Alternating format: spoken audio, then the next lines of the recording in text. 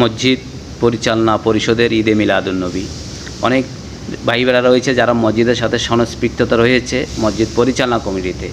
অনেক মসজিদের মধ্যে, অধিকাংশ মসজিদের মধ্যে দেখা যায় শত শত কোরআন মসজিদের স্তর পড়ে রহিয়াছে, পড়ার মতো লোক নেই। মানুষ কোরআন পড়ার জন্য মসজিদের মধ্যে কোরআন দেয়, এটা একটি ভালো আমল। কিন্তু মানুষ সহজ মসজিদের জন্য দেওয়ার কারণে এখানে 100, 200 বা 300 বা 50 এভাবে শত শত কোরআন মসজিদের মধ্যে হইয়াছে। এখান থেকে যদি যারা কোরআন পড়তে ইচ্ছুক এমন মানুষকে যদি আপনি এক কোরআন দেন, এখান থেকে যদি অনেক মানুষ আছে যারা কিতাব কিনতে পারে না, তাদেরকে যদি আপনি কিতাব দেন।